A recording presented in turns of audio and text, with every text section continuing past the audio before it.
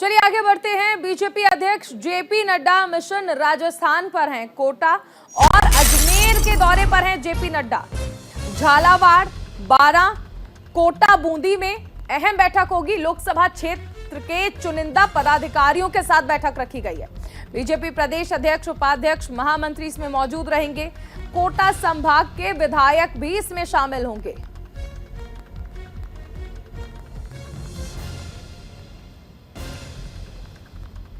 Mission Rajasthan पर हैं BJP अध्यक्ष जेपी नड्डा। लोकसभा क्षेत्र के चुनिंदा पदाधिकारियों के साथ वो बैठक भी करेंगे। अब से पहले देखिए, जब लिस्ट सामने आई थी तो कई ऐसे विधायक भी थे, कई ऐसे नाम भी थे जिन्होंने बगावत की थी। अब उस डैमेज कंट्रोल को भी बीजेपी करना चाहती है और कोटा संभाग के विधायक जो हैं वो शामिल रहेंगे इस अहम बैठक में, जो कि बीजेपी अध्यक्ष जेपी नड्डा के साथ होगी।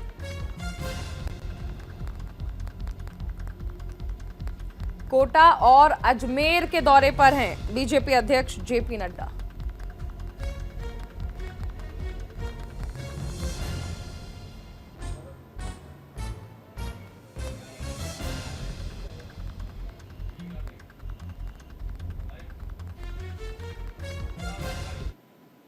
चलिए, मिशन राजस्थान पर हैं बीजेपी अध्यक्ष जेपी नड्डा। झालावाड़, बारां और कोटा और बूंदी में अहम बैठक की जाएगी, जिसमें बीजेपी अध्यक्ष जो हैं वो चर्चा करेंगे। लोकसभा क्षेत्र के चुनिंदा पदाधिकारियों के साथ ये बैठक जो है वो रखी गई है। बीजेपी प्रदेश अध्यक्ष, उपाध्यक्ष और महामंत्री इस अहम बैठक में मौजूद रहने वाले हैं। बीजेपी प्रदेश अध्यक्ष, उपाध्यक्ष, महामंत्री इस बैठक में मौजूद रहेंगे, जो बीजेपी अध्यक्ष जेपी नड्डा के साथ होने वाली है। मिशन राजस्थान पर है बीजेपी अध्यक्ष, और हाल ही में जिस दौरान बीजेपी ने लिस्ट जारी की थी तो हमने देखा था कि मध्य प्रदेश वाला फॉर्मूला अपनाया गया था, लेकिन इस बीच कुछ बगावत जो देखने को मिली थी, तो ये कहा जा रहा है कि वो डैमेज कंट्रोल भी किया जा सकता है, क्योंकि फिलहाल कांग्रेस सत्ता में है राजस्थान में, इसलिए हर कोशिशें की जा रही हैं बीजेपी की ओर से सत्ता तक पहुंचने के लिए। इसी क्रम में मिशन राजस्थान पर हैं बीजेपी अध्यक्ष जेपी नड्डा। तो बड़ी खबर हमने आपको बताई, ग्राफिक्स के जरिए जानकारी भी दी है। सहयोगी दीपक चावला हमारे साथ बन गए हैं। दीपक, बीजेपी अध्यक्ष पहुंच रहे हैं मिशन राजस्थान पर। देखिए चारों, बिल्कुल इससे पहले ही 2 दिन पहले ही जेपी नड्डा जो है फिर राजस्थान दौरे पर आए थे। आज 2 दिन बाद फिर से राजस्थान दौरे पर आ रहे हैं, तो मान सकते हो कि जेपी नड्डा खुद राजस्थान के चुनाव को कितना ज्यादा गंभीर ले रहे हैं और लगातार दौरे कर रहे हैं, क्योंकि राजस्थान की कमान जो है पीएम नरेंद्र मोदी, अमित शाह और जेपी नड्डा ने अपने हाथों संभाल रखी है, क्योंकि राजस्थान में जिस तरह से ट्रेंड रहता है, एक बार कांग्रेस, एक बार बीजेपी, उस हिसाब से बीजेपी जो है हावी दिखाई दे रही है। तो आज जेपी नड्डा जो है वो कोटा और अजमेर संभाग के यहाँ पर बैठक लेंगे। कोटा में जो जिनिस व्यापारी है उनके यहाँ पर बैठक लेंगे, इसके अलावा अजमेर में शाम को वो जाएंगे, तो अजमेर में भी जो मार्बल व्यापारी है उनकी वो जो है बैठक वो लेने वाले हैं। साथ ही जो स्थानीय जो कार्यकर्ता है, स्थानीय जो अधिकारी पदाधिकारी है उनकी यहाँ पर बैठक लेंगे। तो कह सकते हैं कि बहुत महत्वपूर्ण ये बैठक है, और सबसे महत्वपूर्ण एजेंडा इस बैठक का यही होने वाला है कि चूंकि पहले लिस्ट में हमने देखा था कि जिस तरह से भाजपा में विरोध हुआ था, तो दूसरी लिस्ट भी अब आने वाली है, या तो आज या कल, अब कभी भी आ सकती है। तो दूसरे लिस्ट का जो है विरोध ना हो, क्योंकि देखा गया है कि जहां पर की घोषणा होती है, जहां पर प्रत्याशी की घोषणा हुई है, तो वहां पर जो चुनाव लड़ रहे हैं, जो टिकट मांग रहे हैं, जिनका कट जाता है, वो विरोध करते हैं। तो उन सभी लोगों को यहाँ पर बैठाया जाएगा, समझाया जाएगा। जो बीजेपी जो पार्टी है उसके रूल्स यहाँ पर बताए जाएंगे कि वहां पर जो है सड़क पर विरोध नहीं। दीपक, एक सवाल और है कि देखिए, जिस तरह आपने भी जिक्र किया, पहली लिस्ट जब सामने आई थी तो क्योंकि एमपी के फॉर्मूले पर राजस्थान में भी लिस्ट जारी की गई थी, उसके बाद हमने विरोध देखा था, बगावत देखी थी। अब दूसरी लिस्ट के आने का टाइम है, तो क्या ये लगता है कि पुरानी जो लिस्ट को लेकर बगावत थी उसका डैमेज कंट्रोल किया जाएगा, या फिर अब जब लिस्ट सामने आएगी तो कोई बगावत ना हो, कोई विरोध ना हो, इस पर पूरा फोकस करेंगे नड्डा? देखिए, बिल्कुल जेपी नड्डा लगातार राजस्थान दौरे पर आ रहे हैं, तो उनका मेन फोकस तो यही है कि डैमेज को कंट्रोल किया जाए। अब आप अंदाजा लगाए, इससे पहले वो उदयपुर आए, तो मान सकते हैं उदयपुर के प्रत्याशी की यहाँ पर लिस्ट आने वाली है। जोधपुर आए थे, आज कोटा और अजमेर जाएंगे। तो ये तय मानिए कि आज यहाँ से जो प्रत्याशी है उनकी लिस्ट जो है वो आने वाली, के नाम आने वाले, तो पहले से ही वो वहाँ पर पहुंच चुके हैं। उनको अधिकारियों को जो भी अनऑफिशियल चर्चा है उनसे कर दी है, उनको समझाना है वो समझा दिया गया है, और कहा है कि आप पार्टी एकजुट होकर चुनाव लड़े, क्योंकि जो कोई भी पार्टी हो एकजुट होकर ही चुनाव जीतती है। तो दूसरे लिस्ट का विरोध ना हो, जिस तरह से सांसदों को मौका दिया गया है, माना जा रहा है कि दूसरे लिस्ट में भी अभी कुछ और सांसद बाकी है जिनको मौका दिया जा सकता है। तो सबसे महत्वपूर्ण ये दौरा यही है कि बीजेपी को एकजुट बनाए रखे, क्योंकि पहले से ही 4 साल से बीजेपी में ये देखा गया है कि अलग अलग गुट बन चुके थे। अब समय आया जब वो सारे एक हो चुके हैं, तो अब पार्टी के कार्यकर्ता अलग अलग जा रहे हैं। किसी का टिकट कट रहा है तो उसके विरोध सड़क पर निकल रहे हैं। जयपुर की झोटवाड़ा की मैं बात करूं तो राज्यवर्धन का भयंकर यहाँ पर जो है वो विरोध हो रहा है। वो ग्रामीण सांसद भी है, केंद्र में मंत्री भी रहे, लेकिन विधानसभा में उनको जैसे टिकट दिया तो उनका विरोध हो रहा है। तो ये विरोध सड़कों पर न आए, ये विरोध जो है घर का घर नहीं रहे और उनको सभी को मना लिया जाए। तो सबसे मेन मुद्दा यही है और इसीलिए लगातार वो दौरे कर रहे हैं। राजस्थान का दौरा आज काफी महत्वपूर्ण है। दीपक, एक सवाल और आपसे लेना चाहेंगे। बीजेपी ने इस बार जो स्ट्रैटेजी बदली है उसमें सांसदों से ज्यादा, विधायकों से ज्यादा सांसदों पर भरोसा दिखाया है, मंत्रियों पर भरोसा जताया है और उसके बाद उन्हें चुनावी मैदान में उतारा है। यानी बीजेपी ने स्ट्रैटेजी बदली है। इसका कितना असर देखते हैं और ऐसे में जो विधायक नाराज हो रहे हैं, उनके जो समर्थक है वो नाराज हो रहे हैं, इसका कितना असर पड़ेगा इस चुनाव पर? चारुल, देखिए एक बात ये मान के चलिए कि नए को मौका मिल रहा है तो नए सांसद बनेंगे। यानी कि आप ये मान के चलिए जिन विधायकों का टिकट अगर कटा है या उनको मौका नहीं मिला तो ये तय मान के चलिए जब सांसद की बात आएगी तो उनको ही सांसद में मौका दे दिया जाएगा, ऐसे मुझे लगता है। और जिस हिसाब से पीएम नरेंद्र मोदी हमेशा कुछ नया करने की कोशिश करते हैं, ये सांसद रह चुके 2 बार ये पीएम नरेंद्र मोदी के नेतृत्व में चुनाव जीते हैं। राजस्थान के 25 के 25 सांसद जीते हैं, तो अब इनको यहाँ पर राजस्थान में मौका दिया जा रहा है। आने वाले दिनों में देखा जाएगा निश्चित तौर पर कि जब लोकसभा के चुनाव होंगे तो टीम पूरी की तरह से नई होगी, नई बदल जाएगी। यानी कि जिनका टिकट कटा है, ऐसी सूचना आ रही है जैसे नरपत सिंह राजवी है या राजशेखर है, ये तमाम लोग जो है इनका टिकट कटा है तो इनको लोकसभा में यहाँ पर मौका दिया जा सकता है या फिर इनको किसी अन्य विधानसभा क्षेत्र में यहाँ पर मौका दिया जाएगा। तो बीजेपी ये समझाने की कोशिश कर रही है कि टिकट किसी का भी नहीं कटा, उनको या तो राज्यसभा या लोकसभा या अन्य विधानसभा क्षेत्र से उनको मौका दिया जाएगा। बस यही समझाने के लिए जेपी नड्डा आ रहे हैं, यही समझाने के लिए राजस्थान की तमाम जो टीम है वो लगातार फील्ड में और अपने कार्यकर्ताओं से बैठक में समझाने की कोशिश कर रही है कि एकजुट रहे, क्योंकि एकजुट एकजुटता इस दौरान बहुत ज्यादा जरूरी भी है, खासकर जब राज्य में चुनाव हो। बहुत शुक्रिया दीपक इस तमाम जानकारी के लिए। आगे बढ़ते एक बड़ी खबर, आज पंजाब में नशे के खिलाफ महाअभियान चलाया जाएगा। पंजाब के सीएम भगवंत मान अभियान की शुरुआत करेंगे। नशे के खिलाफ अरदास करेंगे सीएम मान। 35,000 बच्चों के साथ अरदास। नशे के खिलाफ बच्चों को जागरूक किया जाएगा।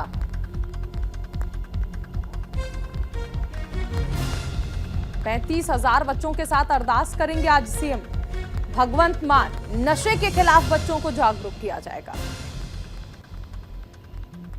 बड़ी खबर बताई जा रही है, पंजाब में नशे के खिलाफ महाअभियान का आगाज आज से हो रहा है। मुख्यमंत्री भगवंत मान इस अभियान की शुरुआत करेंगे। पंजाब के मुख्यमंत्री ने शुरुआत से ही, यहां तक कि आप कह सकते हैं कि चुनाव जब नहीं हुए तो उस दौरान मैनिफेस्टो में भी इस चीज को रखा था कि पंजाब को नशा मुक्त बनाया जाएगा। इस पर पंजाब पूरा फोकस कर रहा है। मुख्यमंत्री भगवंत मान नशे के खिलाफ महाअभियान का आगाज करेंगे। नशे के खिलाफ अरदास करेंगे सीएम मान।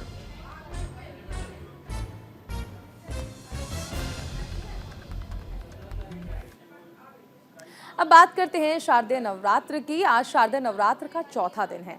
मां दुर्गा की भक्ति में लीन दिख रहे हैं श्रद्धालु। अब आपको टेलीविजन स्क्रीन पर 4 राज्य की तस्वीरें दिखाते हैं जहां आप देख सकते हैं कि श्रद्धालु आस्था लेकर पहुंचे हुए हैं मंदिरों में।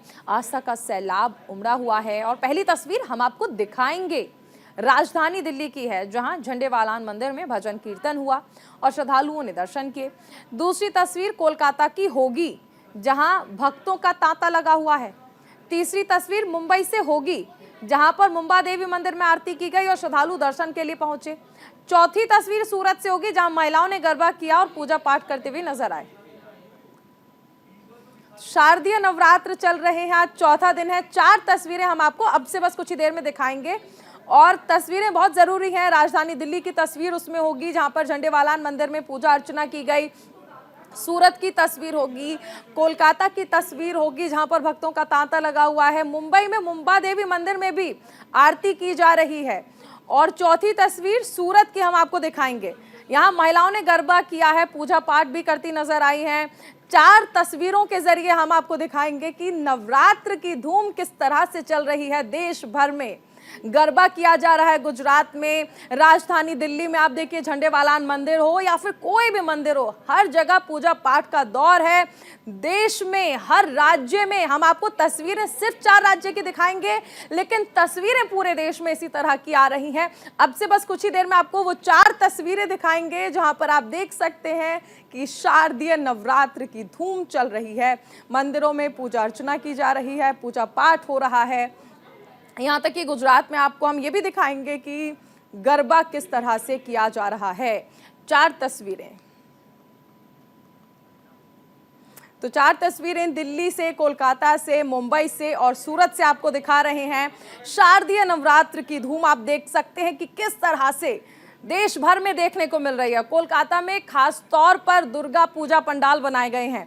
सूरत में आप देखिए कि किस तरह से मंदिर सजे हुए हैं, गरबा किया जा रहा है। मुंबई में मुंबा देवी मंदिर में आप देखिए कि श्रद्धालुओं का हुजूम लगा हुआ है। राजधानी दिल्ली से झंडेवालान मंदिर की तस्वीर हम आपको दिखा रहे हैं, जहां पर श्रद्धालु जो हैं वो पहुंचे हुए हैं।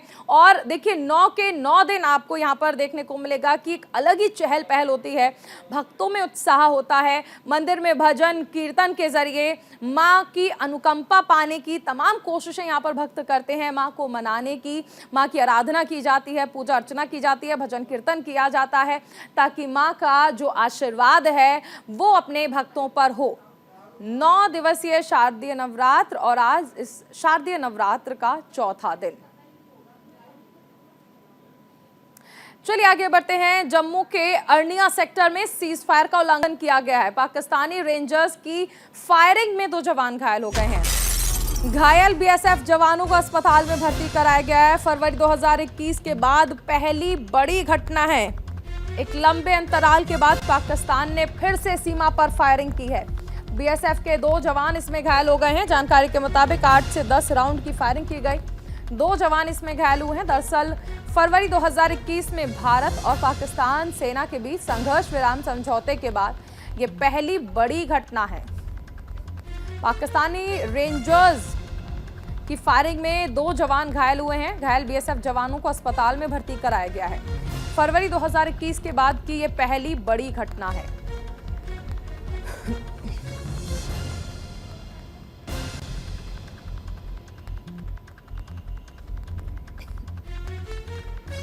अर्निया सेक्टर में फायरिंग की गई है। घायल बीएसएफ जवानों को अस्पताल में भर्ती करा दिया गया है। आर्मी हॉस्पिटल में उनका इलाज चल रहा है।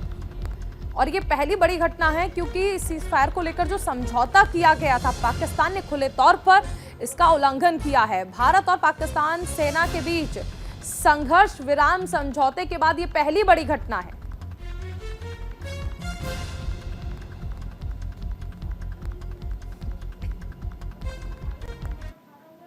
और यूपी से इस वक्त एक बड़ी खबर आ रही है। हरदोई पुलिस ने एक बड़ी कार्रवाई की है। 4 बदमाशों की करोड़ों की संपत्ति को जब्त किया गया है।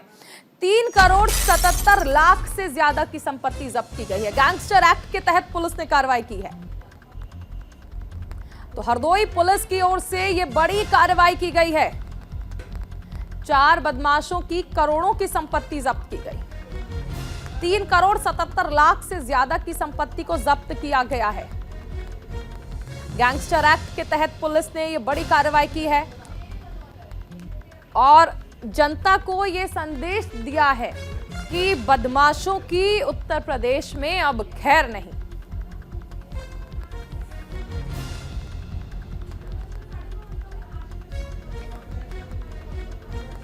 हरदोई से खबर।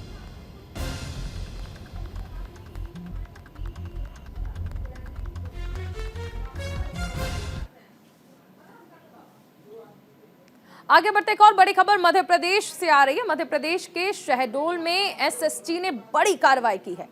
एमपीसीजी सीमा पर चेकिंग के दौरान पुलिस और एसएसटी ने एक सफारी वाहन से नगदी 53,800 रुपए और सोना चांदी के आभूषण जब्त किए, जिसकी कीमत 23 लाख रुपए से ज्यादा बताई जा रही है। जिले के सीधी थाना इलाके में मध्य प्रदेश और छत्तीसगढ़ की सीमा पर आचार संहिता लगने के बाद एसएसटी टीम हर आने जाने वाले वाहन की चेकिंग कर रही थी, जिस दौरान सफारी वाहन से नकदी और सोने चांदी जब्त की गई।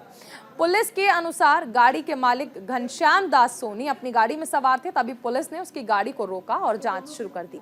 इसमें नकदी और सोने चांदी के आभूषण मिले। फिलहाल पुलिस उससे पूछताछ कर रही है।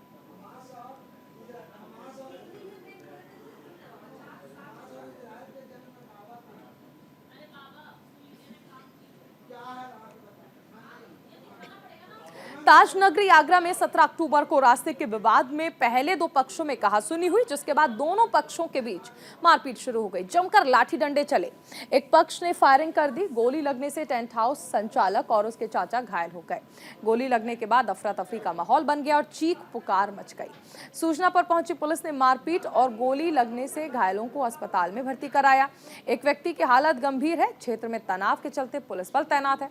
ये मामला राजपुर चुंगी के राजेश्वर गोपीनगर कॉलोनी का बताया गया और घायल के परिजनों का कहना है कि सुबह करीब 9:30 बजे श्रीनिवास शर्मा घर से बाहर निकलकर जा रहे थे, तभी पड़ोसी विवेक पाठक, उनकी पत्नी राधा रानी और बेटों ने रास्ते से निकलने से रोका, जिससे विवाद होने लगा। विवेक पाठक और उसके बेटों ने मारपीट शुरू कर दी। चीख पुकार सुनकर लोग जमा हुए तो विवेक पाठक के बेटे आकाश पाठक और दिनेश पाठक ने फायरिंग कर दी।